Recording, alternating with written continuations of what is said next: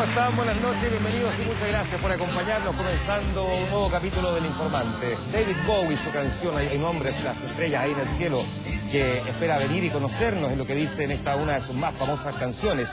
Bueno, precisamente mirando al cielo, entre otras cosas, es de lo que queremos hablar esta noche. La ciencia, que es tan relevante en tantos aspectos, pero muchas veces dejado de lado por otro tipo de contingencias. Esta noche se toma el programa.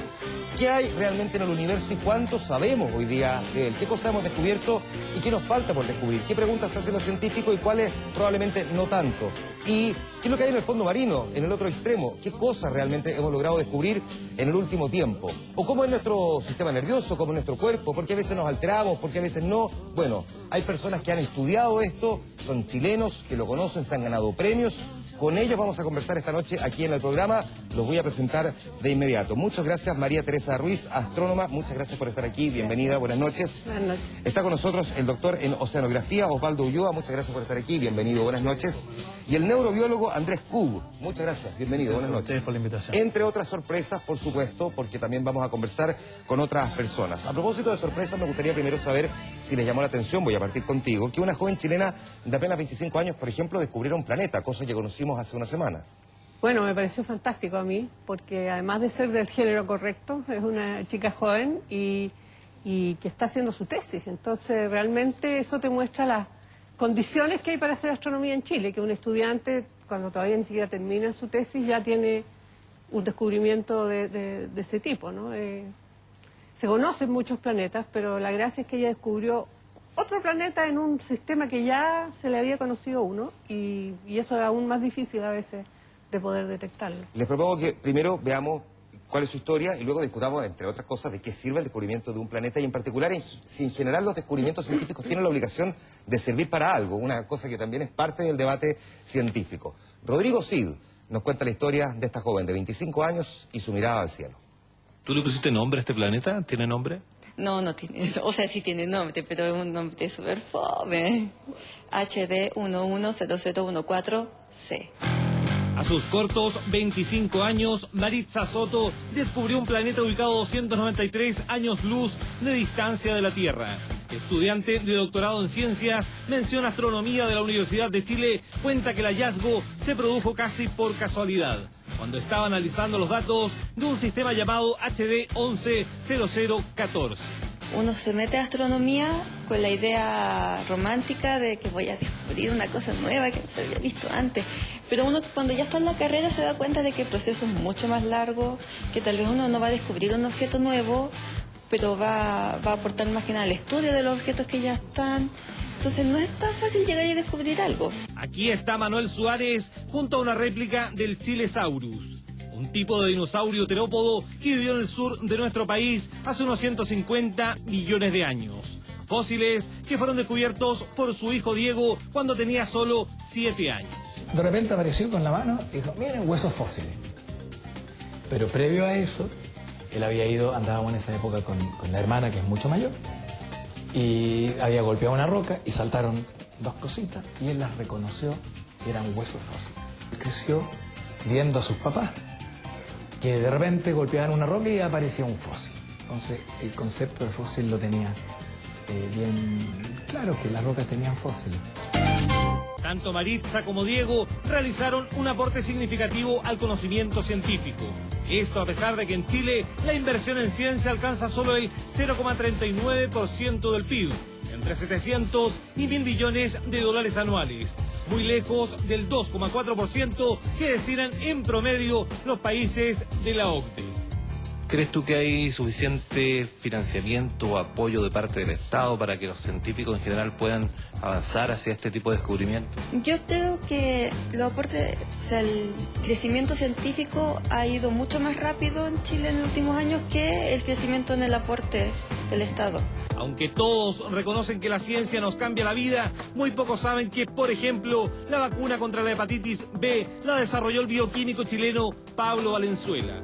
En nuestro país hay unos 5.900 investigadores a jornada completa. Esto es 0,9 por cada 1.000 ocupados. Turquía tiene 4 por cada 1.000 y la OCDE 7 por cada 1.000. Con lo poquito que hay, y gracias al Fondesit, se ha hecho maravillas. El Fondesit es un gran impulsor de la ciencia, pero si vemos nosotros la cantidad de dinero que llega a la ciencia es insuficiente, la cantidad de dinero que llega de las empresas es insuficiente, falta dinero. Pero también hay cifras alentadoras. Según el Banco Mundial, Chile tiene un promedio de 13,52 patentes por cada millón de habitantes y es líder en América Latina. Y en cuanto a publicaciones, tiene la mayor productividad científica de esta parte del continente. Quizás la mayor deuda es que Chile todavía basa el grueso de su economía en la explotación de materias primas.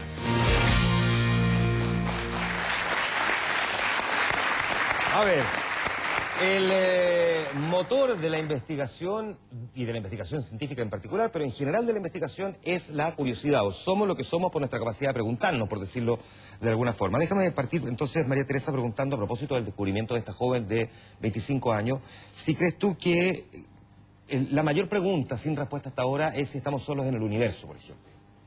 Bueno, es una gran pregunta que yo creo que de la humanidad desde hace un montón de tiempo, desde que tenemos conciencia que vivimos en un planeta y que pareciera que, por lo menos en el vecindario, no hay nada similar, que yo creo que ha sido una obsesión de saber si estamos aquí en este vasto universo, si estamos habitando un planeta chiquitito, tendremos otras personas que están haciéndose la misma pregunta o otra forma de vida en otro planeta, y eso es algo que poco a poco nos estamos acercando a poder responder a alguna de esas preguntas. Si esa es la gran pregunta, por decirlo así, o una de las grandes preguntas, porque hay montones más, sí. Pero partí con esa que es probablemente la que más se menciona, déjame preguntarte cuál crees tú que es la respuesta. Como en ciencia no hay actos de fe, pero te puedo decir que a pesar de que no tenemos ninguna evidencia, después, habiendo 100.000 millones de estrellas en nuestra galaxia, cada una de ellas con un montón de planetas dando vueltas, que hay más de 100.000 millones de galaxias en el universo.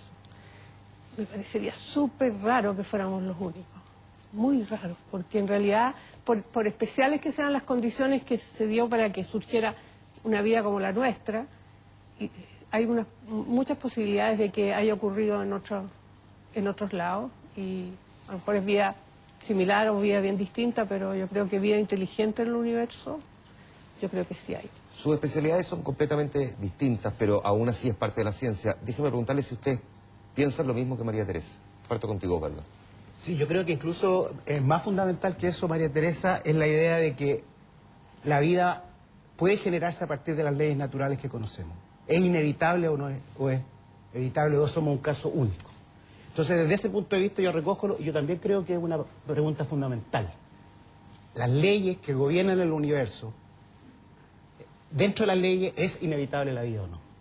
Y hoy día tenemos, por ejemplo, que en el año 2000 recién, Juan Manuel, se descubrió unas chimeneas hidrotermales de una característica bien especial aquí en el fondo del mar, que nos permiten por primera vez tener un modelo un poquito más cercano a lo que podría ser donde se pudo haber originado la vida.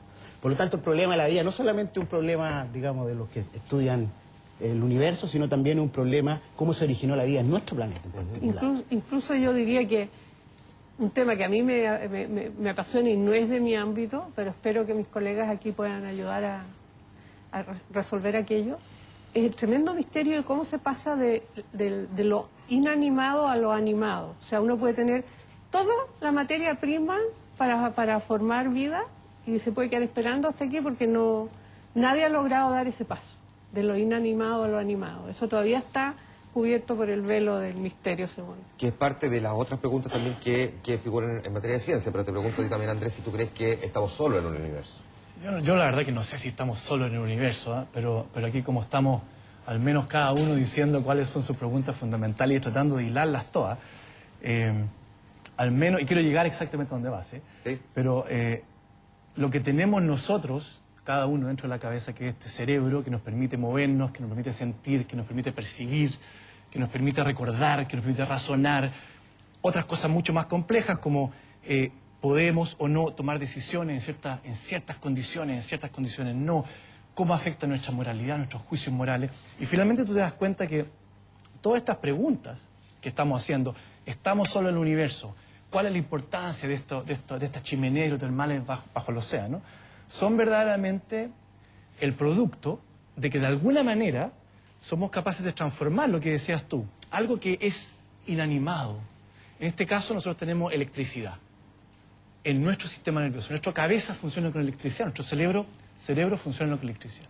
¿Y cómo transformamos esa electricidad en una representación y en una interpretación del mundo que nos permita hacernos preguntas? Entonces, hay preguntas que están arriba, hay preguntas que están en el fondo del océano, y hay preguntas fundamentales que tienen que ver con cómo nosotros somos capaces de formular eso. Y eso es un misterio gigantesco. Cómo de electricidad surge nuestra capacidad de asombro. Cómo de electricidad yo puedo entender lo que está pasando en esta conversación y opinar a partir de circuitos eléctricos. A mí siempre me ha llamado la atención el desarrollo de la conciencia.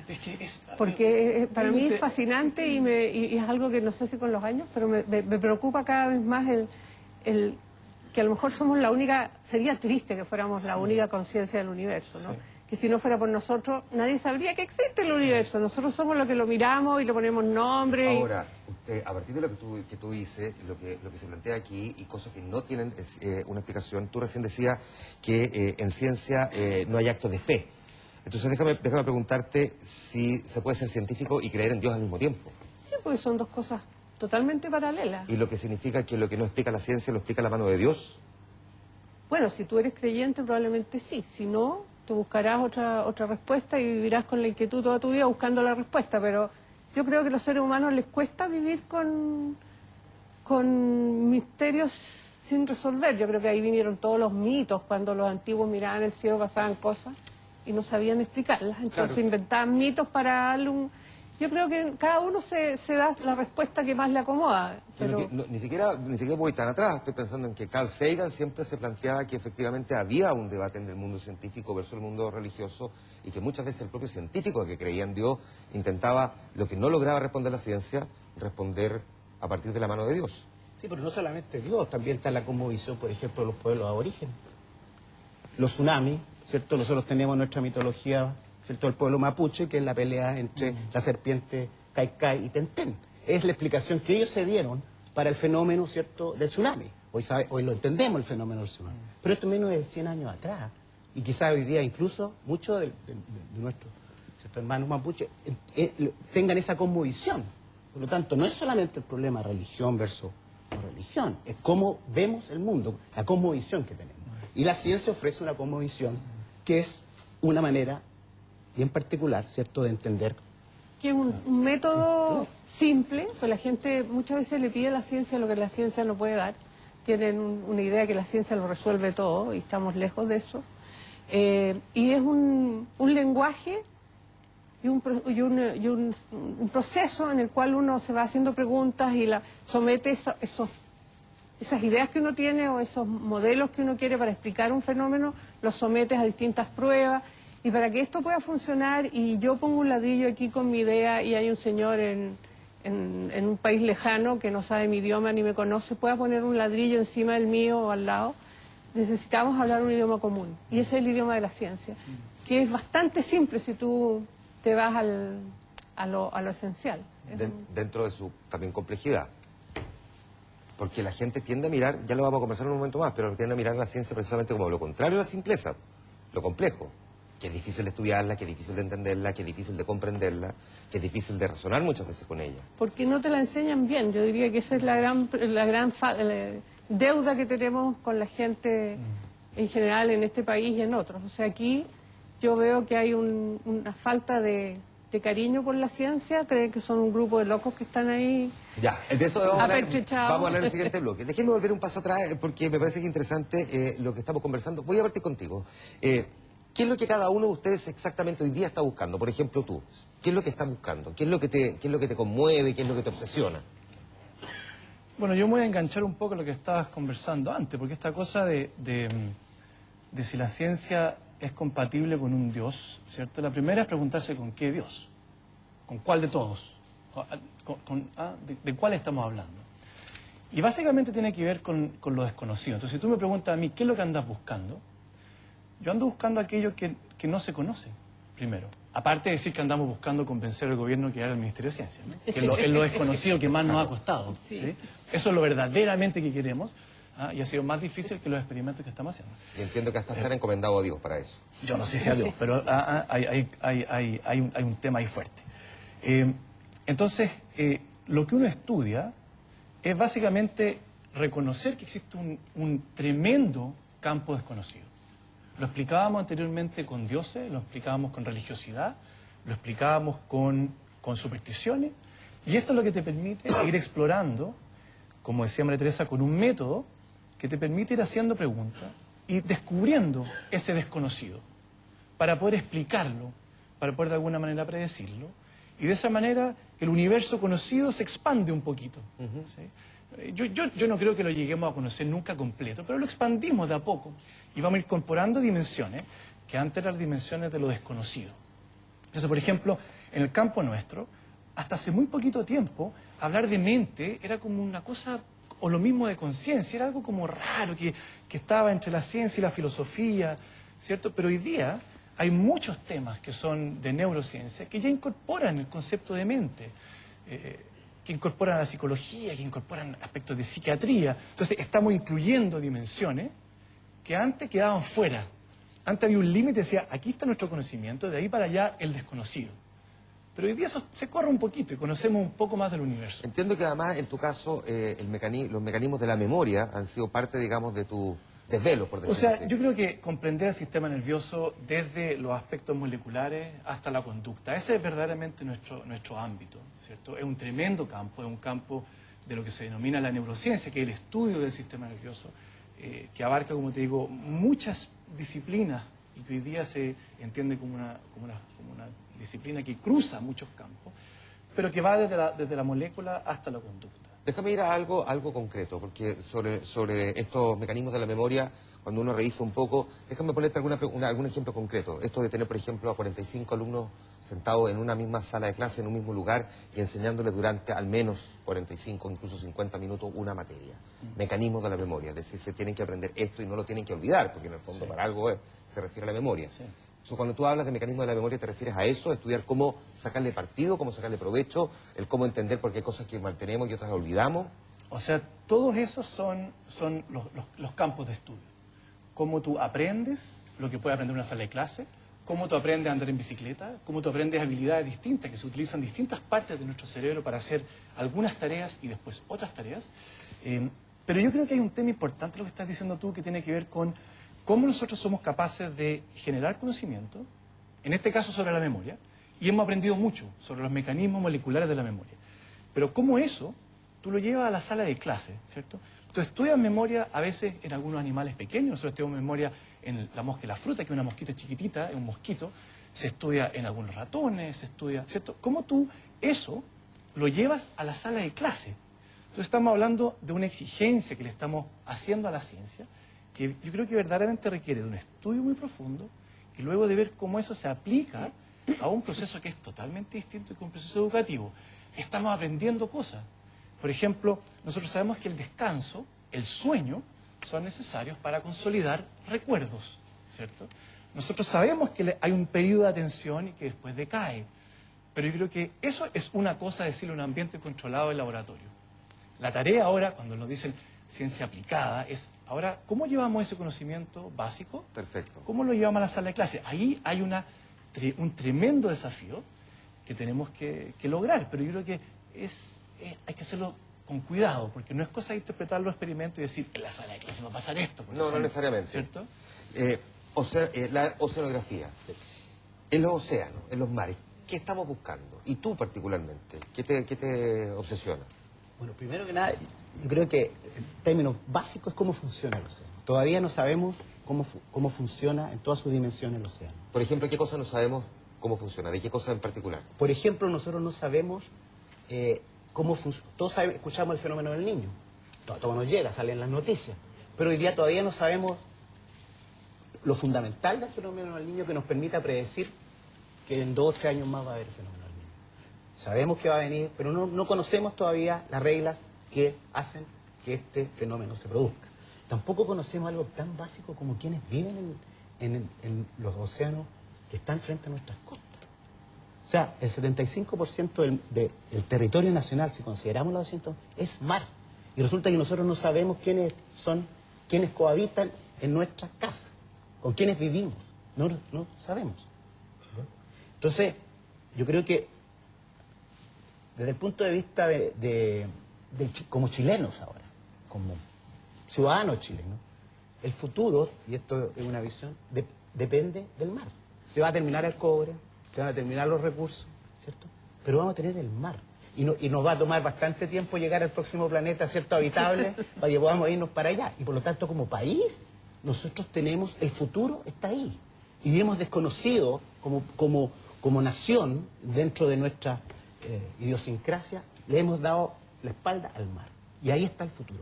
Por lo tanto, en términos simples, quiero saber cómo funciona y quiero estudiar el futuro, de lo que corresponde a Chile. ¿Están estudiando más el universo que el mar, por ejemplo? Definitivamente por una cosa muy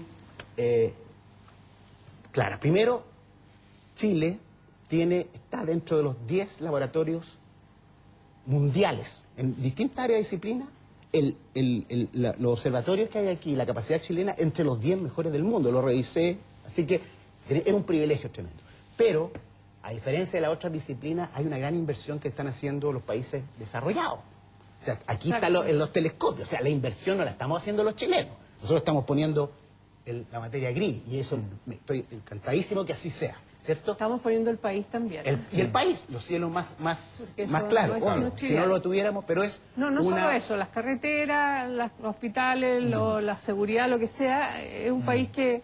Pero estamos aprovechando las ventajas comparativas que tenemos. ¿Qué es lo que estamos mirando cuando entonces miramos el universo, por ejemplo? Ya sabemos que se busca en el ámbito de la neurociencia, en el mundo de los océanos. Vamos al universo, que es tan amplio. Bueno, el universo de todo, desde personas que están trabajando en los comienzos del universo, desde que se empieza a hacer visible el universo hasta hoy, para ir viendo cómo evolucionó esto, cómo se formaron los elementos de los que estamos hechos.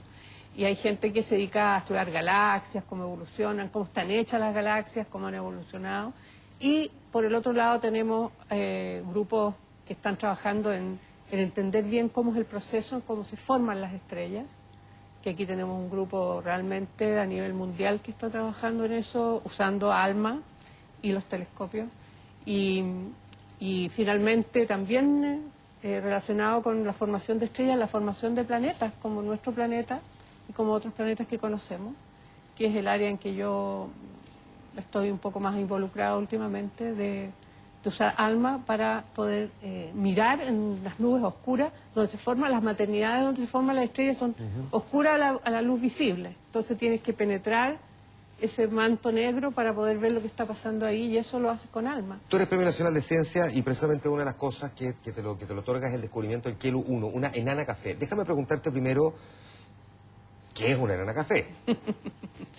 Mira, enanas café, desde que yo era estudiante, era un misterio y una pregunta sin responderse de si habían objetos que pudieran ser más grandes que el planeta más grande que conocíamos, que era Júpiter, y más pequeño que la masa mínima para hacer estrellas, que es como 70 veces la masa de Júpiter. Con una masa más chica que esa no se encienden las reacciones nucleares en el corazón, y eso es lo que distingue una estrella de un planeta, ¿no? Las reacciones nucleares hacen que brillen y qué sé yo. Si no tienes eso, es un planeta, ¿no? El interés de saber esto es que podríamos haber estado rodeados de cuerpos que tuvieran 20 veces la masa de Júpiter y no saber, porque no lo estábamos buscando, no sabíamos cómo se debían ver. Y tratamos al principio de demostrar, digo yo, los astrónomos en general en el mundo, de demostrar que no debían existir, porque había alguna ley fundamental de la física que lo impedía. Y después de pasarnos 20 años tratando de decir por qué no debían existir y no encontrar ni una razón, decidimos que debían existir. Entonces hay que buscarlo. Y empezó toda la teoría de cómo debían ser muy rojos porque les quedaría un poquito calor del colapso, pero no reacciones nucleares. Y otra de las cosas que se decía es que tenía que tener el elemento litio, que es un elemento que se forma con el Big Bang, parte de él, y que no es destruido, y que se destruye por las reacciones nucleares, así que ahí debía estar. Y yo estaba buscando otra cosa. Mi trabajo era estudio de enanas degeneradas frías, que a algunos les da un poco de risa el nombre, pero Bueno, el nombre. esos son Bueno. cadáveres de estrellas que ya están muy antiguas y se han ido enfriando y es de materia degenerada, por eso se llama. Ya. Bueno, y yo estaba buscando mi enana degenerada fría y encontré de repente este objeto que no se parecía nada a lo que yo estaba buscando, no sabía lo que era, muy rojo. Y pensé primero que había apuntado mal el telescopio, volví a hacer todo el procedimiento y ya cuando la segunda vez me salió lo mismo, empecé a pensar, a usar el cerebro un poquito. Uno le da un poco de rabia cuando uno apunta y no descubre lo que cree que va a descubrir, ¿eh? Pero con la vejez uno se da cuenta que es ahí cuando aprende, porque cuando vas a descubrir lo que ya sabías que había, no fome. Y ahí me di cuenta que estaba este objeto, tenía la línea del litio. Y fue súper emocionante porque estaba solita en el telescopio. Siempre iba con estudiantes o con compañeros de trabajo, otros colegas, y esta vez estaba sola. Así que me tuve que tragar Ya. la emoción. Entiendo que me pregunta el público. Antes déjame completar esto que tú estás describiendo. En síntesis. ¿Y la enanas café? Si la enana café sirve Sirve para algo. No. Mira, Para hacerte feliz. claro, Además de ganarse un premio. mira, lo que haces con estos descubrimientos, como lo que hizo esta chiquilla o con lo que hice yo o todos los otros descubrimientos, es lo que tú decías, es empujar el límite del conocimiento. ¿Ah? Y ahora, ¿para qué sirve eso? Bueno, eventualmente a lo mejor sirve, pero yo creo que sirve sobre todo para que los seres humanos conozcamos mejor la casa donde vivimos. Perfecto. No sé quién tenía una pregunta por aquí, alguien que está adelante. ¿Tienes el micrófono en mano? Sí, perfecto. Tu nombre y por favor pregunta. Hola, Si me buenos muevo días. aquí me retan. Muchas gracias por la invitación. Soy Agustín Delano del Colegio Arboino y quería hacer dos preguntas, una más dirigida a Andrés. Quería primero preguntar si es que la filosofía, la lingüística, como los ámbitos más humanistas, se están conectando un poco con los fenómenos que está investigando usted, porque son como fenómenos que antes eran mucho más de la literatura, no sé, pero si es que están incorporando la ciencia a lingüistas o filósofos para estudiar la mente y la conciencia, o es solamente como un ámbito de la neurociencia que está totalmente como separado de la filosofía y no hay trabajo como interdisciplinario.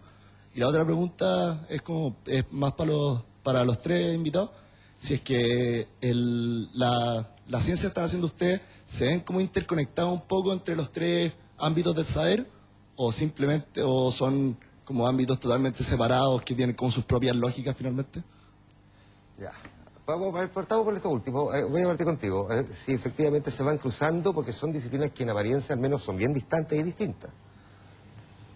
A ver, yo creo que en lo personal yo he aprendido, por ejemplo, de los astrónomos. Yo estudio un fenómeno bien característico que son aguas que no tienen oxígeno y que hay frente a Chile, frente al norte y frente a Perú también. Bueno, y resulta que cuando me empecé a estudiar, resulta que aprendí que el oxígeno, el oxígeno que nosotros respiramos, el elemento oxígeno, se forma en un tipo de estrella bien particular. ¿Ya? Y por lo tanto me empecé a buscar el origen, ¿ya? Y tampoco se formó al principio del universo. Entonces cuando tú empiezas a investigar en un tema, te empiezas a dar cuenta que la ciencia está absolutamente interconectada, ¿ya? Y por lo tanto sí estoy interesado, ¿cierto?, en lo que está pasando en las otras disciplinas. No, y espérate con la astrobiología, que es algo que pasó de ser un nombre medio vacío a ser una ciencia seria. Hay institutos de astrobiología que están precisamente viendo cuáles son las condiciones en otros planetas de los que se han descubierto y qué tipo de vida podría surgir ahí, ¿no?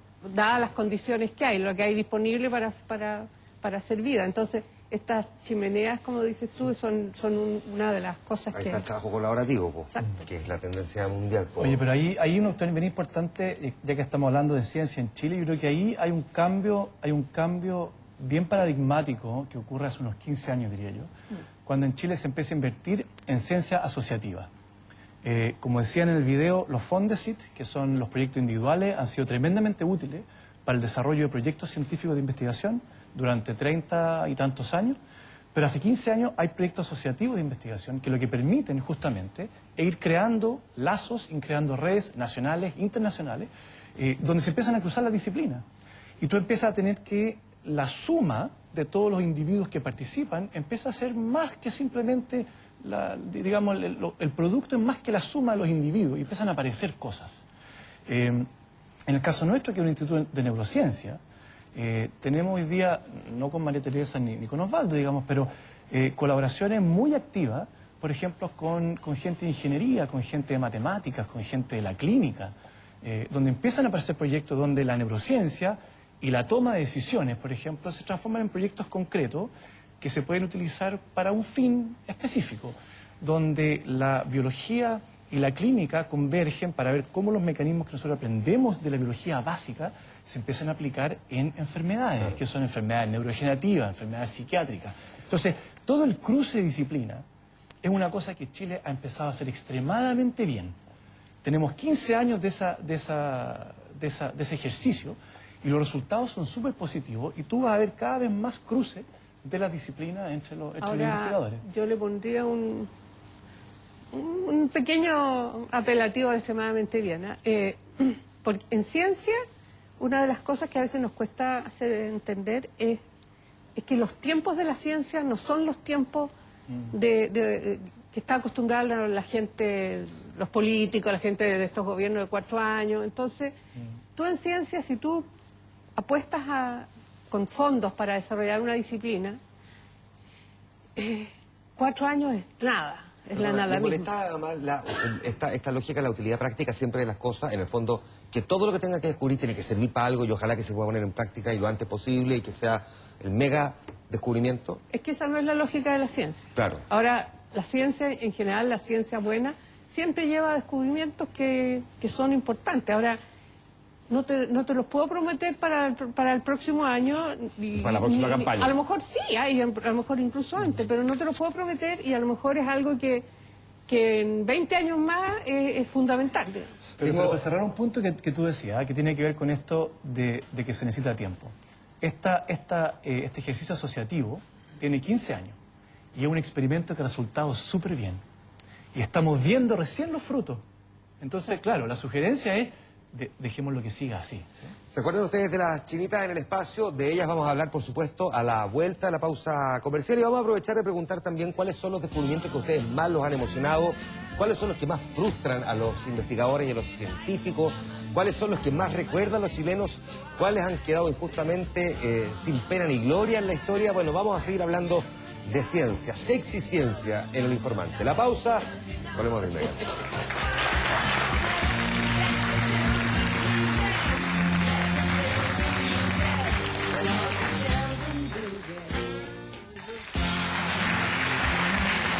Esto es El Informante, miramos los océanos, miramos el cuerpo humano, miramos el universo, estamos mirando los descubrimientos científicos. A propósito del cuerpo humano, hay un bioquímico que dice que tiene la papa, por plantearlo así, para resolver uno de los problemas que ha estado muy presente en el desarrollo de la humanidad y que se refiere al virus sincicial, el virus respiratorio. Javier Belli nos cuenta su historia y luego vamos a entrar en un diálogo sobre los descubrimientos cuando se cruzan con los recursos. Entre el 2011 y el 2013, en Chile hubo 25.025 casos de niños infectados con el virus sincicial. De ellos, el 66% correspondió a menores de 1 año, mientras que cuando existen epidemias, la tasa de hospitalización supera el 50%, lo que genera una crisis de salud pública durante los meses de invierno. Puede expresarse como un resfriado, como puede ser una bronconeumonía e incluso fallecer por aquello. Desde hace más de 10 años que, junto a un grupo de científicos, el bioquímico Alexis Kalergis crea una vacuna que permitiría erradicar el virus de la población nacional. A través de la investigación básica llegamos a este resultado científico aplicable que se traduce en una vacuna que hoy en día requiere ser evaluada de manera clínica y en esa etapa estamos. Si la vacuna funciona en el 30% de las personas, ya eso le significaría a Chile no solamente un tremendo beneficio para la salud de los niños, sino que además un tremendo beneficio desde el punto de vista de ahorro de recursos públicos que se gastan año a año contra el virus sincicial. El problema es que pese a que la vacuna ha sido comprobada científicamente en todas las etapas previas, aún falta testearla en humanos. Las fases clínicas son costosas porque requieren primero la formulación de dosis que son de alto costo, Segundo, la contratación de personal altamente calificado que pueda seguir al sujeto que recibe la vacuna y estudiarlo por varios meses o incluso años. Y también requerimos contar con seguros, ¿verdad?, que protejan a los sujetos. Estamos hablando de cerca de entre 8 y 10 millones de dólares para llevar una vacuna al estado que estamos nosotros actualmente hacia su implementación y uso en la comunidad. Una solución que, aunque se ve cercana en la experimentación, se ve lejana en los recursos. Todavía no existen los mecanismos para que el gobierno financie un proyecto que podría solucionar una problemática que afecta todos los años a miles de niños. Por cierto que sería un gran avance para todo el mundo el tener una vacuna para el virus respiratorio sincicial. Bueno, precisamente, y por lo mismo queremos conversar con el doctor Kalergis para poder entender algunas claves sobre cómo hay un descubrimiento, pero al que le faltan recursos. No sé si es posible que podamos verlo ya en pantalla, lo estamos viendo en la calle. Hace frío, doctor, no se vaya a resfriar. A propósito, no le vaya el virus. Oiga, doctor, ¿cuánto gasta hoy día el Estado en prevenir primero y tratar enfermedades por el virus sincicial? Bueno, buenas noches, Juan Manuel, y saludo a la audiencia y a mis colegas y amigos que están en este programa. Chile gasta al año el orden de 20-25 millones de dólares en el virus, solamente en contener la enfermedad. Y esto se traduce básicamente en apoyar el sistema de salud, aumentar el número de camas, tratamientos que son más bien paliativos de la enfermedad. Por lo tanto, que es una enfermedad de alto costo, considerando que es un virus tremendamente contagioso y que se disemina con alta frecuencia entre los infantes y niños de nuestra población. Y ahora, ¿cuánto costaría apoyarlo a usted para desarrollar una vacuna? Bueno, las vacunas en general son costosas porque requieren un periodo de varios años de investigación básica, que es un periodo que nosotros ya hemos cubierto gracias al apoyo de diferentes fuentes de financiamiento a nivel nacional y también internacional. Pero llegamos a la etapa en la que se requieren recursos en una cantidad distinta. Es un tipo de estudio que es bastante más costoso, que significa hacer pruebas clínicas de acuerdo a la normativa internacional. Me refiero a la FDA en Estados Unidos o a la EMA en Europa. Y el costo total de un estudio clínico, el rango desde la fase 1, que evalúa la seguridad, hasta la prueba de campo, pueden ser 10-15 millones de dólares. Ahora, doctor, si usted no consigue esos recursos, si es que el Estado, en fin, no aparece esos recursos que se necesitan para poder sacar adelante este desarrollo que usted está planteando, ¿qué pasa con su descubrimiento? ¿Puede venir otro, tomarlo y seguir haciéndolo? Bueno, no creo que nosotros hemos protegido, hemos trabajado desde la universidad con los colegas, proteger la propiedad intelectual de este desarrollo. Es decir, si alguien quisiera copiarlo, la verdad nosotros tenemos herramientas para proteger la vacuna de uso por otros investigadores o eventualmente empresas, ¿verdad? Por lo tanto, hemos desarrollado, proteger este conocimiento chileno. Sin embargo, hay otros, obviamente, centros, otras universidades en otras partes del mundo que están estudiando el sincicial y quieren desarrollar vacunas contra este virus, porque es un virus que está presente en todo el planeta y afecta a los niños básicamente en todos los países, pero particularmente ataca a los niños de menor recursos, y por esa razón nuestra formulación tiene un componente de costo que está destinado a que alcance a la población a través de nuestro Ministerio de Salud.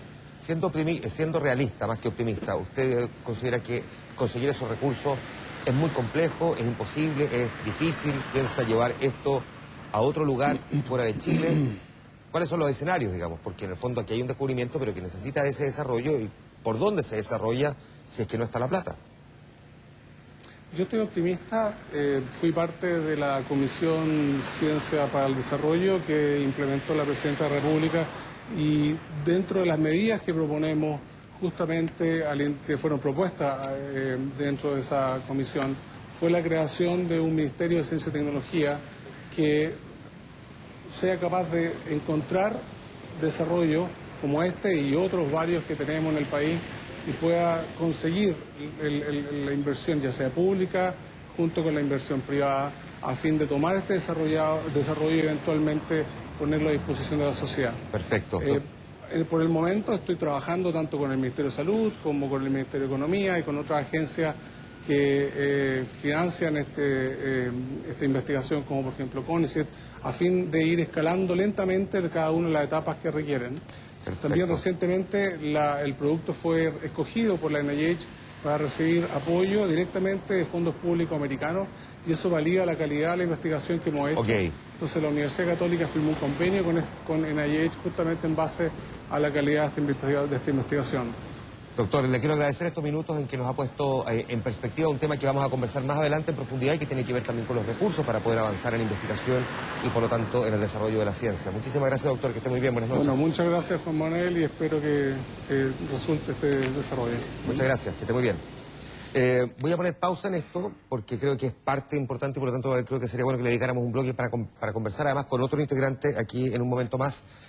Solamente queda planteado ahí este ejemplo y por lo tanto para quienes les interesa también el ámbito de cómo se desarrolla desde el punto de vista de los recursos, creo que es bueno que lo conversemos. Pero déjenme ir un momento atrás en algo que quedó pendiente en esta conversación. Voy a partir contigo, Osvaldo. ¿Cuál crees tú que son los descubrimientos que más le han interesado a los chilenos? En el último tiempo, si quieres, los últimos 5, 10, 20, 30 años. A ver, yo creo que... Tanto universales, pueden ser chilenos o extranjeros. Bueno, yo creo que indudablemente a la población, indudablemente, por ejemplo, el descubrimiento de que del virus del SIDA, por ejemplo, que afecta y que ha producido mortandades, es un descubrimiento con el cual la sociedad inmediatamente entiende uno de los roles de la ciencia. Por lo tanto, yo creo que, por ejemplo, el ébola, yo creo que esa es quizás una de las maneras donde la sociedad inmediatamente percibe que la ciencia le está haciendo un bien, ¿ya? Pero hay otros ámbitos de la ciencia. Pero yo me quedaría, digamos que esa es una de las áreas de descubrimiento donde que la sociedad rápidamente puede reconocer. Ya, ahora, según tú, así es lo práctico, es decir, no, los chilenos esto lo reconocen rápido, esto les gustó, es un descubrimiento que los maravilló. Yo no tengo idea de qué es lo que le ha gustado a los chilenos en general, digamos, como descubrimiento. O te lo planteo de otra manera, alguno que haya pasado sin pena ni gloria que tú dices que injusto. A mí hay algunos que a mí me han encantado de mi área, ¿sí? Por ejemplo, el hecho de que nacen nuevas neuronas en el cerebro adulto. Uy, Que algo por mucho tiempo, por mucho tiempo, dijimos nosotros nacemos con el número de neuronas que tenemos, incluso se van muriendo, pero no, ¿cierto? Ahora sabemos que hay 2 regiones que generan neuronas, que nacen neuronas en nuestro cerebro adulto permanentemente. Fantástico. ¿Bajo ciertas condiciones o no, siempre? Siempre. Siempre. ¿No sabes cómo celebran en la sala de direcciones? Siempre. Y se puede estimular su nacimiento con el ejercicio físico. Más fácil todavía. ¿No te puedo creer? Cero. Pero sí hay algunos que han pasado sin pena ni gloria, y creo, y aquí destacar si 2 chilenos. Yo creo que, por ejemplo, Joaquín Luco, que es un neurofisiólogo, hizo descubrimientos súper importantes en cuanto a la memoria. Cómo, estudiando unos bichitos, ¿cierto? Él estudiaba cucaracha, y cómo entonces describió cómo estas sinapsis, estas comunicaciones entre las neuronas, eran capaces de cambiar para aprender. Entonces descubrió que habían cambios pequeñitos moleculares que se transformaban en aprendizaje en este bicho que es la cucaracha. Y lo desarrolló en Chile, con recursos chilenos, en un laboratorio chileno, lo publicó extremadamente bien en revistas internacionales de primer nivel, y después, digamos, americanos se ganaron el premio Nobel por estudios en otro bicho, estudiaron los caracoles, con cosas muy similares. Entonces, allá hay una historia nacional de un descubrimiento fantástico, de un personaje fantástico, que creo que, no sé si se ha pasado sin pena ni gloria, pero habría que, de todas maneras, rescatarlo mucho más de lo que sabemos. María Teresa, según tú, ¿qué cosas a los chilenos en general les ha gustado mucho como descubrimiento en el último tiempo? ¿O crees, por el contrario, alguno que no haya mirado con tanta pasión y que en el fondo se merece un buen lugar en este podio? Ya, porque tú hablas de descubrimientos, pero hay cosas que cuando uno descubre está la sensación de que hay un elemento de sorpresa o que no es algo intencional. Sí. Mientras que hay otra investigación que va más bien dirigida a confirmar algo. A confirmar algo.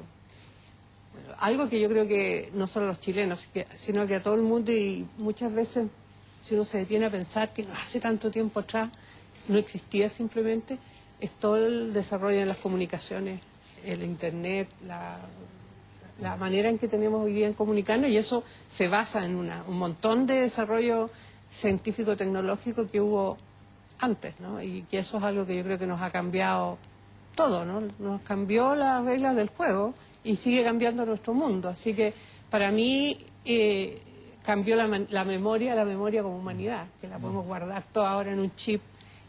Nos está haciendo que yo sienta empatía por ese señor en Tailandia que el huracán se le rompió su casa y me lo muestran ahí en vivo y en directo. Tú estás ahí en la televisión mostrando eso y a mí me provoca algo físico el ver a esa persona. Antes tú te enterabas por eso en un aviso en el diario, por ahí 5 días después o un mes después, que hubo un huracán. Y eso, para mí, yo siento que nos está cambiando como especie, ¿no? Una de las cosas que también la humanidad miró probablemente con muchísimo interés, que siguió con mucha atención, fue la llegada del hombre a la Luna, y que apareció también como uno de los grandes hitos del mundo de la ciencia. ¿Por qué el hombre nunca más volvió a la Luna, a pisarla, digo? ¿Por qué no? Porque la motivación para ir a la Luna fue totalmente política. No tuvo nunca nada de científico para hacerlo. Tuvo que desarrollarse mucha tecnología y ahí la ciencia está atrás de todo eso, que finalmente resultó tremendamente útil para nuestro mundo, pero la motivación era mostrarle a los de la ex Unión Soviética que nosotros somos más, podemos, ¿no? Y ya esa motivación no está por ahora, entonces ahora es caro ir a la Luna y... Claro. Pero se han formado otros consorcios, por ejemplo, para la secuenciación del genoma humano, por ejemplo. Claro. Otra tremenda tarea colectiva. Eso también es un descubrimiento. O sea, más que un descubrimiento, es un logro, ¿sí? Exacto. Y ahora hay todo un tema con mapear las conexiones cerebrales que son del orden de los números que hablaba María Teresa antes. Digamos, tenemos 100.000 millones de neuronas. Que alguien lo mencionaba el otro día y claro, como, con 100.000 millones de neuronas y 10 elevado a la 14 conexiones, o sea, una cuestión gigantesca, y se está intentando mapear completo. Entonces ahí tenía otro... ¿Usted puede seguir esa línea, Osvaldo? ¿Qué cosa han intentado descubrir o han intentado, digamos, comprobar que no han podido y que también genera por lo mismo frustración? Así como también en la lógica de alguna cosa que el público puede decir, mira, sí, esto está permanentemente sobre la mesa, se intenta descubrir o se intenta comprobar algo y no se logra. Bueno, a ver, retomando lo mismo que estaba diciendo aquí María Teresa, resulta que conocemos más de la superficie de la Luna que del fondo del mar. Y nosotros hemos estado este último tiempo, ¿cierto?, tratando de poder llegar, siquiera llegar. Y desde el punto de vista tecnológico, es tan difícil como llegar a la Luna, poder, por ejemplo, mandar un vehículo remoto a 8.000 metros, que es lo que tiene la fosa de Atacama. Nunca hemos llegado. Ahora, tenemos que esperar una guerra fría para poder llegar, o nosotros como chilenos, ¿cierto?, porque nos corresponde, es nuestro mar, ¿cierto?, y tenemos que ir a descubrir, o lo hacemos nosotros. Nosotros llamamos a la comunidad científica, a nuestros ingenieros, a nuestro cerebro, y lo planteamos como un desafío nuestro. Entonces yo creo que hay desafíos que nosotros como chilenos, como ciencia, nos podemos plantear, ¿cierto?, que justamente hoy día, como decías tú, estamos en un momento donde el país está en un nivel de desarrollo, donde nosotros podemos poner los desafíos que son propios nuestros y que además obviamente van a impactar a la ciencia mundial, ¿cierto? Entonces, yo creo que sí, que yo creo que hay cosas que nosotros estamos tratando de hacer, queremos hacer, y que obviamente estamos en la etapa de planificación y que esperamos de aquí a unos años más poder, ojalá con los ingenieros chilenos, ojalá con los químicos, ojalá con nuestras capacidades que tenemos hoy día, con nuestro cerebro, poder tomar esos desafíos. Ahora, una cosa, por ejemplo, en el centro de astronomía que yo dirijo, que es el CATA, es un centro para hacer astronomía, entonces hacemos investigación y tenemos gente que estudia planetas, otros que estudian galaxias y cosmología, pero también tenemos ingenieros trabajando en desafíos tecnológicos, y uno de ellos, por ejemplo, fue construir uno de los ojos que tiene ALMA para mirar el océano. Y haciendo eso han salido cosas interesantes, ¿no? Como una antena que pudieron inventar los chiquillos del laboratorio, que tiene un wifi a alta frecuencia, pero espectacular, que es algo que ya lo patentaron en Chile. Y hay otros descubrimientos que han ido haciendo que son perfectamente aplicables a la vida diaria, pero que en realidad... Sin buscarlo se llega a eso. Claro, construyendo un aparato para poder observar el cielo y ver las primeras galaxias cuando se formaron, o mirar ahí cómo se está formando una estrella.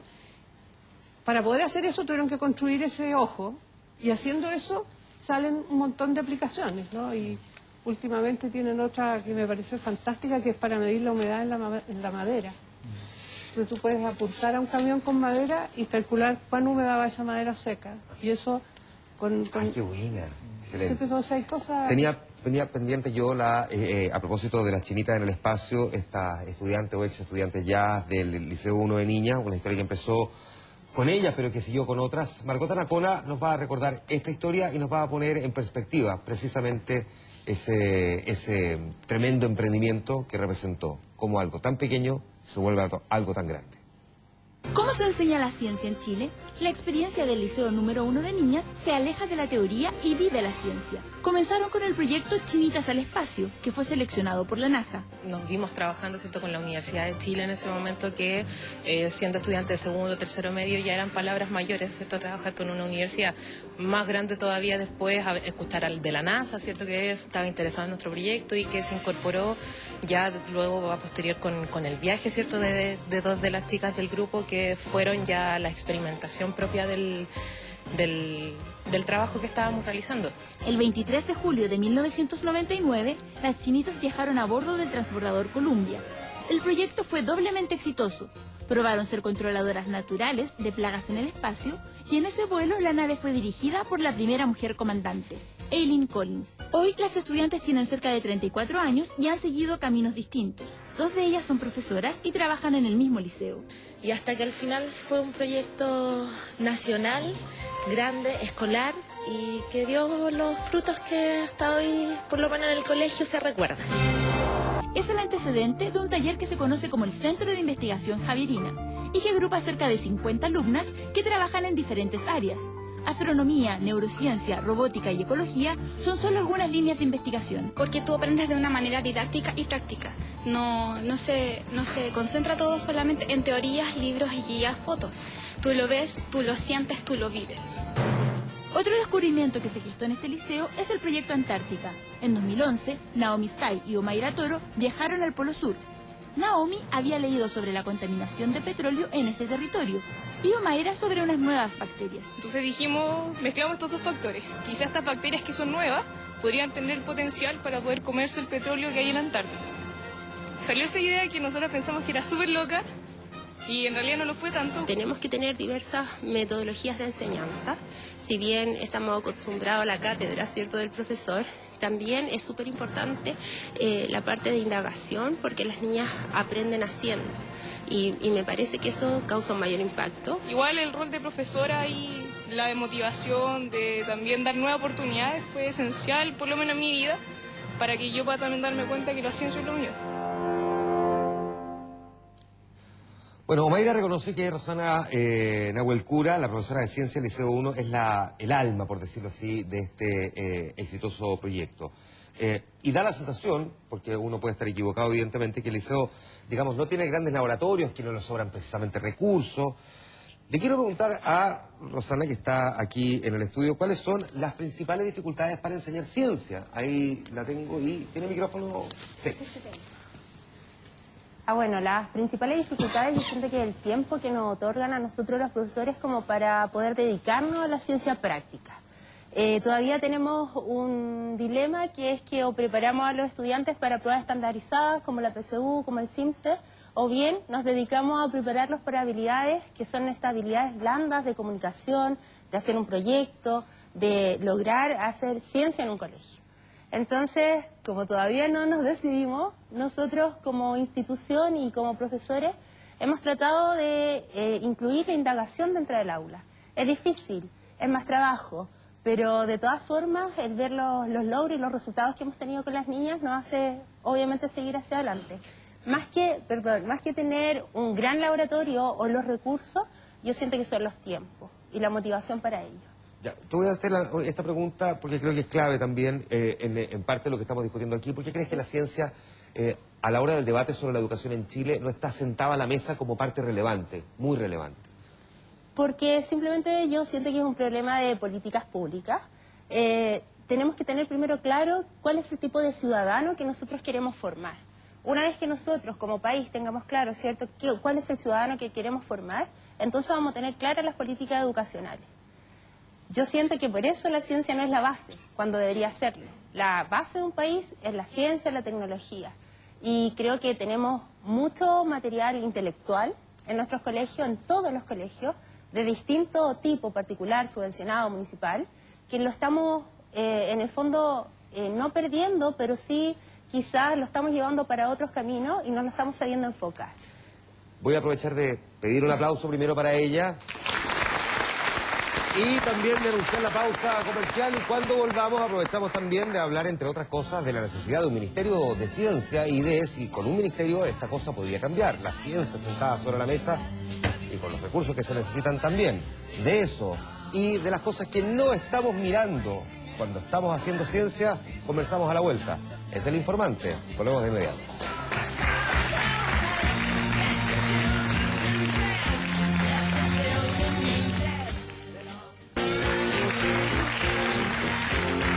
Estamos de vuelta e integramos a la mesa también a Gonzalo Rivas, es el presidente del Consejo Nacional de Innovación y Desarrollo, lideró la Comisión Presidencial de Ciencia precisamente para el Desarrollo de Chile. Gracias por estar aquí, bienvenido. Buenas noches. Entiendo que le tocó además junto a un grupo de cerca de 30 académicos del mundo científico elaborar las propuestas para fortalecer el desarrollo de la ciencia. Lo primero que quiero preguntar es si tenemos un diagnóstico, y una de las cosas que se ha dicho es que la propuesta es, digamos, bonita, pero muy ambiciosa, y por lo tanto, cuando es muy ambiciosa, cuesta jerarquizar y por lo tanto no se va a lograr mucho. Porque estamos además en la etapa de los realismos sin renuncia, usted sabe. No, mira, primero, la propuesta es buena, es muy buena, y eso hace que uno esté convencido de que efectivamente es un camino que yo creo que se va a seguir. Además, todo empuja para eso. Y es más o menos evidente que Chile o hace algo fuerte en esto, o estamos, yo diría que en serio peligro, o sea, porque yo creo que hay que ponerle en sentido de urgencia a esto. En 30 o 40 años más Chile va a tener el 40% menos de agua. ¿Y qué vamos a hacer? ¿De qué va a vivir Chile? O sea, no te lo digo desde el punto de vista de ni siquiera el agua potable, sino piensa tú que una copa de vino tiene 8 litros de agua detrás. Entonces, cuando hablamos de nuestra estructura productiva, de cómo nos insertamos en el mundo, cuando exportamos cobre, que también usamos agua, recursos forestales, agua y así por delante, el cambio climático te genera un nuevo escenario. Hoy día el mundo te va a demandar que no solo contamines menos, sino que también qué pasa con el agua que tú estás usando. Y nosotros mismos vamos a estar enfrentados a eso. Entonces, si no desarrollamos nuestra capacidad científica, si no desarrollamos nuestra capacidad de hacer tecnología, bueno, simplemente vamos a ser extraordinariamente más pobres. Y eso va a tener implicancias en todo plano. Entonces, por lo tanto, hoy es una urgencia. Vamos a tener cada vez más desastres naturales. ¿Cuánto estamos invirtiendo actualmente en ciencia de nuestro Producto Interno Bruto? ¿Y cuánto invierten los países de la OCDE? Mira, se habla más bien de investigación y desarrollo, porque tiene que ver con ciencia, desarrollo tecnológico, etcétera. Y estamos oscilando entre el 3,5, o sea, el 0,35, perdón. Y obviamente los países de la OECD están mucho más cerca del promedio del 2 y tanto, y los países que lideran el 4. Nosotros, como decía una nota antes... El promedio, el 2 y tanto promedio de todos los países. Lo que pasa promedio, es que Chile, claro. Chile le baja harto. No, claro, por supuesto. Porque Chile también está en la OCDE. O sea, países como Finlandia, etcétera, tienen 4%.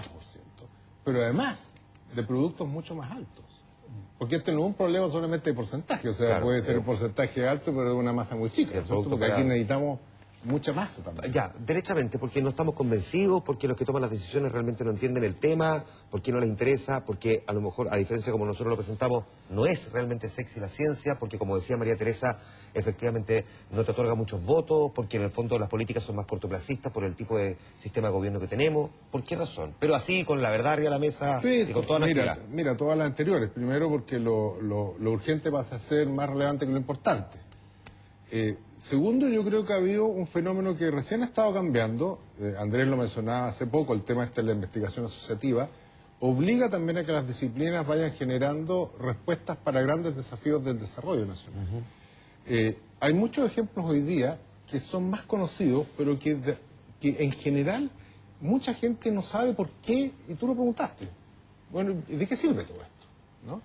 Fíjate que yo he contado muchas veces la anécdota de que el año 92 Chile tenía un serio problema de que empezó a decirse en el mundo de que el cobre era nocivo para la salud. Si Chile no hubiera tenido la capacidad de científicos que en ese momento tenía, que no eran muchos, pero eran buenos, no hubiéramos sido capaces de 10 años después, mostrarle al mundo que en realidad el cobre es antibacteriano, que en realidad es bueno para la salud.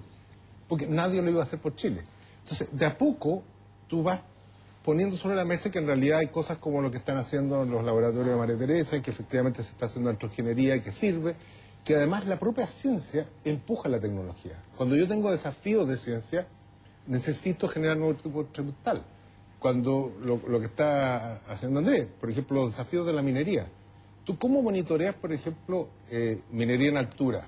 En una persona que tiene que estar manejando un camión enorme y que si le pasa cualquier accidente cardiovascular, por ejemplo, puede significar un desastre.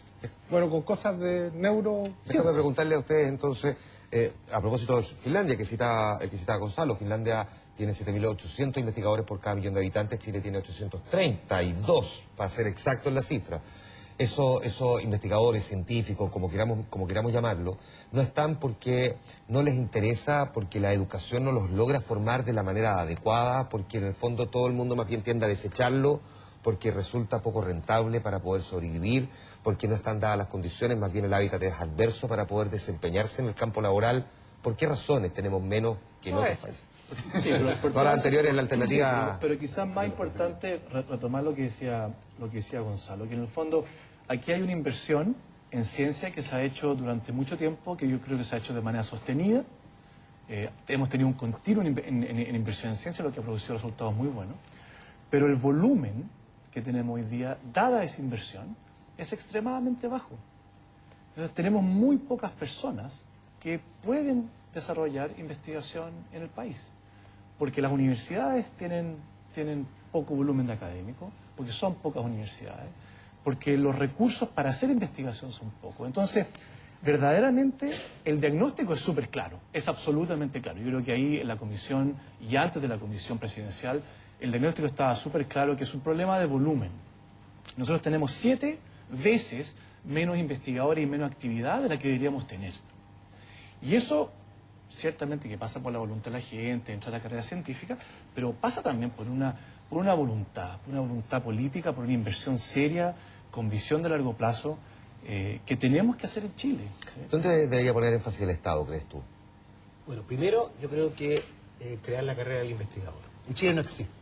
Somos los profesores universitarios que tenemos que, además de hacer investigación, tenemos que hacer docencia universitaria, tenemos que hacer administración universitaria. El gran peso de la creación de científicos se lo han llevado las universidades y algunas universidades solamente son las que han hecho esto. Por lo tanto, indudablemente, hoy día nosotros tenemos como país, como existen los países, ¿cierto?, con los que queremos compartir, donde un joven, ¿cierto?, puede decir, yo quiero dedicarme a la investigación. ¿Dónde lo hago?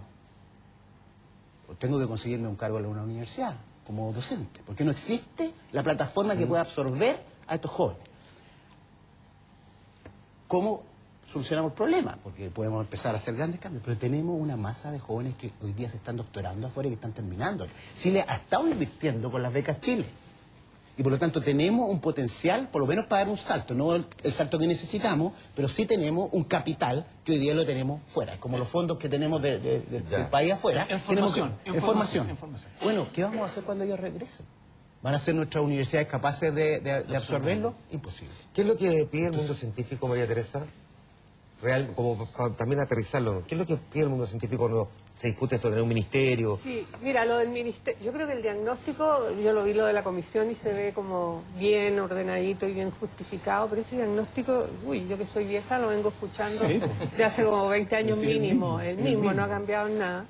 Así que el diagnóstico ya está. Ahora, está súper bien escrito. Está bien escrito y mucha gente que sabe mucho de los temas, así que bien por lo menos déjalo por escrito, ¿no es cierto? Pero, y también me ha tocado vivir varios gobiernos de distinto color político, en que me ha tocado hablar con las autoridades respecto a la ciencia, la importancia, y todos nos han recibido muy educadamente, todos te dicen que sí, que entretenido esto de la ciencia, qué sé yo. Probablemente lo más divertido me pasó en el Congreso en la época del gobierno de Frey. Estábamos abogando por más fondos para un Instituto Nacional de Astronomía. Estábamos en eso. Bueno, y uno en un pequeño descanso, tomando un cafecito, uno de los senadores de la comisión se para y me dice: oye, María Teresa, pero no te preocupes. Me dijo: mira, si el país sigue subiendo al 10% al año, creciendo a un 10% anual, vamos a tener un montón de plata para todas estas cosas superfluas o algo así, me dijo. Entonces, yo casi me atraganté. Te puedo un poco, quizás volver a hacer la pregunta. Vuelva, a ver. Quizás no de qué es lo que necesitan los científicos. Porque yo creo que la pregunta debería estar plantada: ¿qué necesita el país? Claro. ¿Y qué podemos hacer los científicos en ese contexto?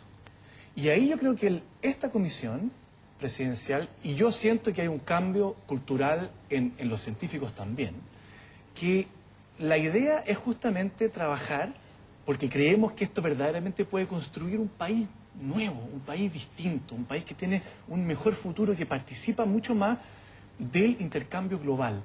Entonces yo daría vuelta a la pregunta y diría: ¿qué es lo que podemos hacer los científicos para el país y por qué eso requiere de que tengamos un ministerio que ordene las cosas, que tenga una visión de largo plazo, que organice la agencia, etc.? Déjame ir a una cuestión bien práctica, casi pedestre, pero es que, Gonzalo, porque científico es digamos, un gran techo, pero en el fondo tiene que empezar a separar por áreas. Aquí tenemos distintas áreas, 3 y quizás cuántas en total. Y por lo tanto, cada quien querrá llevar agua a su molino en algún momento y por lo tanto pelear por más o menos recursos y al final por intentar de alguna forma equilibrar la balanza, puede que finalmente, o sea, como va y Richard, se nos va como agua entre los dedos. Mira, yo creo que uno de los méritos... Para los que no conocen que esa canción era de Buddy Richard. El ministerio es parte de eso, ¿no? Uno de los méritos que tuvo esta comisión, a diferencia quizás de otros diagnósticos, es que se ancló precisamente en lo que decía Andrés. Es decir, normalmente la discusión que ha habido sobre este tema ha sido el lobby de los científicos que quieren más recursos. Entonces siempre era el tema de la captura desde los científicos de recursos del Estado para que hagan lo que les entretiene. Y lo que ha ido cambiando en Chile, y eso yo creo que es un mérito de todo este proceso que tiene que ver con la generación de investigación asociativa, de la evolución que ha tenido también la propia ciencia en Chile, es que hoy día desde la propia ciencia, desde la propia actividad de investigación se plantea que en realidad los temas son el desarrollo de Chile, el bienestar de Chile. No es casualidad que nosotros le hayamos cambiado el nombre al Consejo Nacional de Innovación para la competitividad a para el desarrollo. Tiene que ver precisamente con que uno de los obstáculos que teníamos en el diálogo, y que me parece adecuado que se haya cambiado, y lo promovimos, es precisamente porque el desafío es desarrollo. Tiene que ver con calidad de vida, tiene que ver con todas las amenazas y las oportunidades que tiene el país, y no solo con crecimiento. No es solo una visión utilitaria desde el punto de vista económico lo que nos va a guiar. Ahora, yo creo que uno de los méritos que tuvo la Comisión fue de decir: mire, ¿sabe que estamos todos de acuerdo en que deberíamos tener por lo menos un 30% de los recursos expandidos que deberíamos destinarle a esto a 6 problemas, a 6 grandes temas del desarrollo? Y cuando la presidenta recibió el informe, dijo, aparte de lo que ya habíamos avanzado en minería, dijimos: bueno, desastres naturales, ¿cómo gestionamos y prevenimos desastres naturales que nos afectan y nos van a seguir afectando cada vez más? El tema del agua. Y así deberían agregarse otros 3 más en los cuales Chile realmente destaca. Claro, tener soluciones de clase global. Pero en ese contexto es donde quizá el ministerio verdaderamente hace falta, porque es el cerebro que piensa los problemas de largo plazo, los evalúa, porque esos son los problemas que existen hoy. No tenemos idea cuáles son los problemas que van a existir en 10 o 20 años más. Entonces, ahí es donde entra, yo creo que fuerte, la visión de largo plazo que puede plantear una institucionalidad como un ministerio. Entonces... Se me fue el tiempo ya, lamentablemente no saben la cantidad de preguntas que tengo en mi cabeza que me quedan no solamente sobre este tema, sino que sobre montones de otras cosas, qué cosas no estamos mirando, nosotros lo hemos conversado un montón de veces con María Teresa, con qué fantasea el mundo científico también, qué cosas sí le gustaría descubrir, cuánto se pone el mundo de la ciencia a disposición de la paz, tantas veces puesto a disposición de la guerra, montones de cosas también que son, digamos, del cotidiano conversar, pero que llevado a la ciencia resultan atractivos. De todas formas, es un acercamiento, no es el único, no es el primero, tampoco será el último que hace El Informante y que hace TVN 24 horas por el mundo de la ciencia. Les quiero agradecer a ustedes por haber estado aquí. Muchas gracias, Gonzalo, también por haber estado aquí. María Teresa, muchas gracias. Y ahí estamos nosotros. Me gustaría que lo viéramos exactamente ahí, debajo de esa guapa chiquilla. Ahí estamos nosotros, exactamente, para que se entienda tal cual en esa dimensión. Vamos a la pausa, cosas que no tienen explicación. Pablo Araujo entre ellas, que nos vuelve a acompañar de regreso de comerciales aquí en El Informante. Espérense.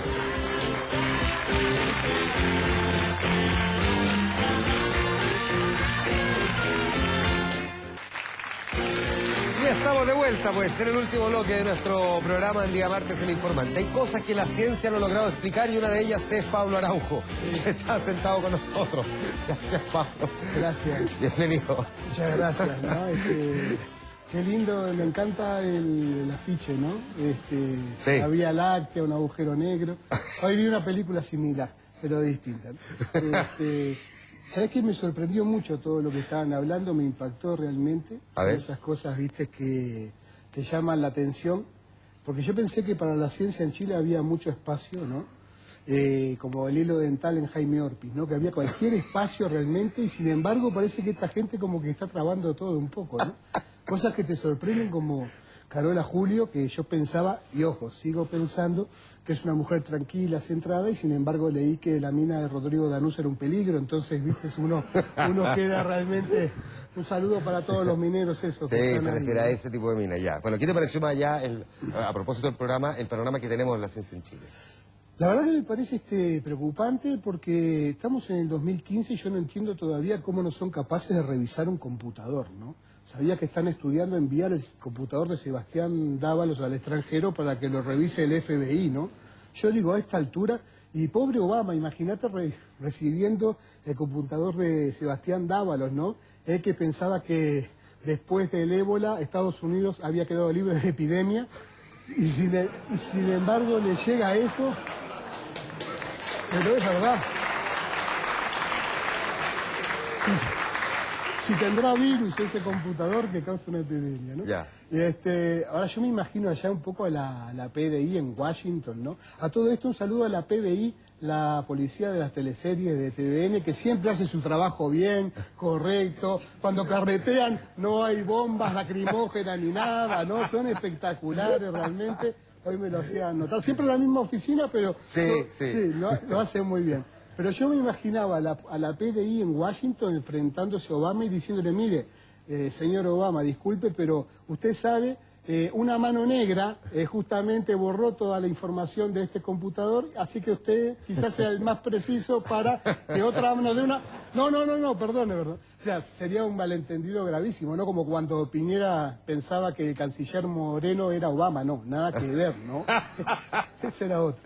Ahora, el disco de Sebastián Dávalos... del computador, ¿no? Me hace acordar mucho al disco de Arjona, ¿no? ¿Por qué? No tiene ningún contenido y la única palabra que queda es señora. Ponés señora hoy en ese computador y dice, esa no soy yo, esa no soy yo. De todas maneras, era comprensible que los más interesados en investigar el computador de Sebastián Dávalos era la UDI, porque en la UDI piensan que las FARC están adentro del PC. Entonces... que van a abrir la carcasa, va a salir, no sé, Ingrid Betancourt, ¿viste? Eso. Es curioso en todo caso porque digamos que hace 48 años a la UDI no le interesó para nada la desaparición del PC, ¿no? Justo ahora sí, ¿no? Bueno, en aquel tiempo es natural porque usaban el sistema operativo Windows 73, que no tenía memoria y hasta el día de hoy lamentablemente tampoco. Es lástima, ¿no? No creo, en todo caso, por eso te digo, me llama la atención lo de la ciencia, porque no creo que el computador de Sebastián Dávalos sea un computador muy sofisticado. Debe ser un computador todoterreno, supongo, ¿viste? De eso que decir. iPad estoy seguro que no usaba, porque dicen que Sebastián Dávalos no movía un dedo. Entonces, ¿cómo lo podría haber usado, no? Que se parece mucho la tecnología del iPad a la de Tinder. Ustedes saben esa aplicación para encontrar pareja, donde si vos pones el dedo hacia la derecha, aceptás a la persona. Sí. Si pones el dedo hacia la izquierda, rechazás a la persona. Y si lo movés a la derecha y a la izquierda, salís con Mariana Elwin, más o menos. Es lo que tiene. Convengamos, en todo caso, yo entiendo que la tecnología de repente no lo puede revisar porque el de Sebastián Dávalos es el único computador que en vez de usar un banco de datos usa el Banco de Chile. Entonces, Por ahí puede ser. No entiendo de todas maneras cómo el fiscal Toledo se asombra tanto justamente de no encontrar ninguna información en el disco duro del computador de Dávalos, porque si quiere buscar información ahí tiene que ir a los computadores de la ADC, porque ahí es donde al gobierno le bajan todos los programas, ¿no? No todo, pero la mayoría de eso. Igual estamos bien en terminología, ¿eh? Mirá que ahora salió una cámara digital, es impresionante, que toma fotos tan pero tan rápidas que el exdirector jurídico de Impuestos Internos sale con la boca cerrada. Es increíble, lo agarras, Matei también sale con la boca cerrada. Y en materia de ingeniería genética también estamos bien, porque después de Paris Hilton, Impuestos Internos inventó un sapo, digamos, que no emite boletas tampoco, ¿viste? ¿No? Somos más o menos parecidos. Yo les digo, yo si fuera abogado de todos estos políticos, permítanme, la estrategia mía sería súper simple, ¿no? Diría, di boletas, sí, ¿por qué? ¿Y por qué dio boletas? Y porque me compraron. Señoría, ¿usted dio boletas? Sí, señor. ¿Y qué es lo que hizo usted? Señor, me compraron, yo di boletas. Eso sería, ¿no? Absolutamente comprensible, ¿no? A vos compras un servicio y das boleta. Para mí sería la mejor estrategia que podrían llevar esta gente, ¿no? Ahora, si bien en ciencia lo estamos bien, en ciencia ficción, en todo caso, Chile para mí es insuperable, ¿no? Lo digo por el video de la UDI, del aborto, que realmente, sí, uno lo ve y entiende por qué causa polémica y bulimia, ¿no? Al mismo tiempo, ¿no? Pero ojo, hablando en serio y con tranquilidad, hay que respetar la posición de ellos y entiendo además por qué quieren de repente que incluso en los casos más extremos nazcan seres sin cerebro, porque si no se quedarían sin votantes, ¿no? No. ¿Sí o no? Digo, es una posición, digamos, totalmente tolerante lo que estoy diciendo, ¿no? Yo creo que en el colegio ellos la única vez que sacaron 7 fue cuando les midieron el coeficiente intelectual, porque de otra manera no se explica, ¿no? Incluso es más, quiero ir más allá, y creo que, no todos, pero hay algunas pero tan descerebradas que es el mismo feto el que pide abortar, ¿viste? Take me out of here. Y bueno, es que algunos políticos de repente, o partidos políticos como la UDI u otros partidos, en realidad me hacen acordar un poco al representante de Amy Winehouse, ¿no? Hace rato que no representan a nadie en este país, hace mucho tiempo que pasa feo, eso. Ya. Pero pasa eso, uno se siente... Déjame devolverte mejor a la actualidad, ¿viste la marcha de los camiones, los problemas que están en la Araucanía? Primero, sí. Y además la salida del intendente, ¿crees que esto es un duro golpe, en particular la marcha que hemos visto de los camiones a las políticas de la Araucanía? No, de ninguna manera, al contrario, yo creo que están muy optimistas y felices en La Moneda porque va a ser la primera vez que ven desfilar algo que marcha sobre ruedas, ¿no? Frente al Palacio, ¿hace cuánto rato? Yo propongo en todo caso construir a los camiones del sur con el mismo material que están hechos los televisores de las piezas matrimoniales del Opus Dei, porque esos nunca se encienden, ¿viste, no? De esa manera podríamos salvar a todos, ¿no? Y de Huenchumilla, pobre, ¿no? Qué lástima que justo este domingo terminó la serie de Sitiados, porque si no hubiera encontrado un pololito ahí, ¿no? Huenchumilla, ¿no? Gran serie en todo caso, ¿no? Uno como extranjero, cuando ve todo lo que pasa en la Araucanía, entiende realmente por qué se llama Tierra de Fuego, ¿no? Es tremendo. Pero uno ve que el gobierno tiene tanto miedo que incluso le han aconsejado a los astrónomos del observatorio La Silla, que no es el observatorio de Stephen Hawking, no, nada que ver, es uno que está en el norte, que por favor, que si descubren otros planetas, que tengan cuidado, porque si descubren otras tierras, los mapuches las van a reclamar, ¿viste? Y no tiene nada que ver. Es que hoy los jóvenes no entienden nada, piensan que el que se quemó las alas fue el indio Ícaro, ¿viste? Bueno, eso es un chiste más fino que Angelina Jolie de perfil, digamos, ¿no? Pero que lo agarró. Pero preocupa todo esto porque la verdad que si no se pronuncia mucho el gobierno sobre lo que pasa en la Araucanía, y si el silencio es oro, Bachelet es Pascualama, digamos, ¿no? Porque realmente no sé qué es lo que está pasando, ¿no? Pero no sé, no hay una política, digamos, visible sobre lo que está pasando. Unos dicen una cosa, otros cobraron el seguro, ¿no?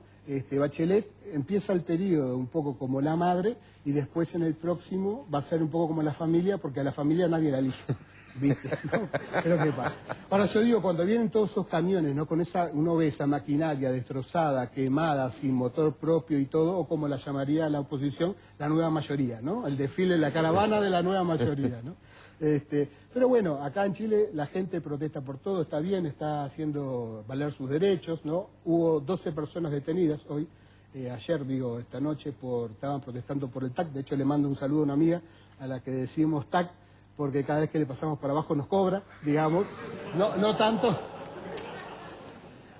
en todo caso como el cantante de Simply Red, no sé si lo vieron. Sí. Lo viste, que le confesó a la esposa, el vocalista de Simply Red, que se había acostado con 3.000 mujeres, ¿no? O sea, pasó por tantas ranuras que debería haber sido el vocalista de Simply Red Bank, más o menos, ¿viste? Pero... ¿qué dice?